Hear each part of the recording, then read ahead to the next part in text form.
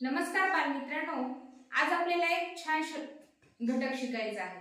बघा, खूप शब्द तुम्हाला माहित आहेत, पण त्या शब्दामध्ये वेगवेगळे प्रकार असते। आज आपल्याला त्यातीलच एक प्रकार पाहायचा आहे, उपसर्ग। उपसर्ग म्हणजे काय हे आपल्याला पाहायचं आहे। बघा, आपल्याला एखादा शब्द दिलेला असतो। समजा तुम्हाला शब्द दिलेला आहे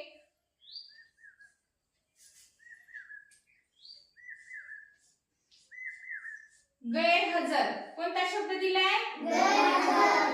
बघा, ह्यात जर हा शब्द काढला तर काय अर्थपूर्ण होतो का त्याला? बघा बरं, नाही होतो का? गैरहजर नाही।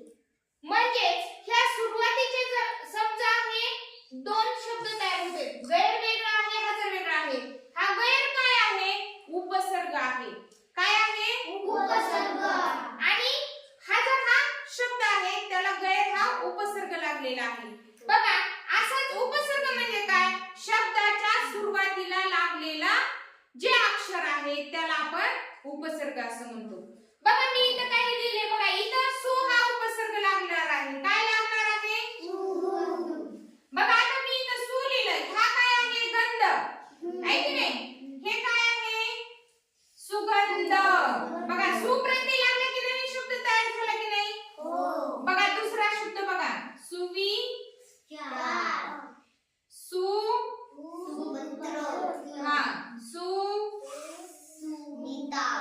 बघा, म्हणजे बघा, सुप्रत्यय लावून नवीन शब्द तयार झाले की नाही? सुगंध, सुविचार, सुपुत्र, सुनीता। आता इथं वी हा प्रत्यय लावायचा आहे। सांगा बरं, वी लावून काय शब्द होणार आहे पहिला? सांगा पटकन। विद्यालय। शाबाश। काय शब्द तयार झाला? विद्यालय। हा, सांगा, वाचा। विजय। सांगा पुढे। आता इथं प्र लावून शब्द तयार करायचे आपल्याला। बघा, प्र लावल्यावर कसा उपसर्ग? प्र लावल्यावर शब्द तयार झाला। वाचा, प्रवेश। छान। हे न ला न जोडलेले, प्रसन्न। काय? प्रगती। छान।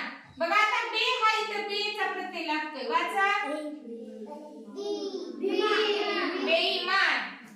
परत इथं बेचा प्रत्यय लागला। वाचा, शब्द वाचा पूर्ण। बेजबाबदार। हा काय आहे? बघा, शाबास। हे याला म्हणायचं, या हिरव्या अक्षरात जे अक्षर लिहिलेले आहेत ना त्याला म्हणायचं उपसर्ग। काय म्हणायचं? उपसर्ग। बघा, आपण उपसर्ग लावून किती शब्द तयार केले? इथं वी चा उपसर्ग लागला, इथं सु चा लागला, इथं प्र चा लागला, इथं बे चा लागला। काही ठिकाणी दू चा लागेल, काही ठिकाणी अति चा लागेल, काही ठिकाणी अप चा लागेल आणि नवीन शब्द तयार होतात। समजलं उपसर्ग म्हणजे काय?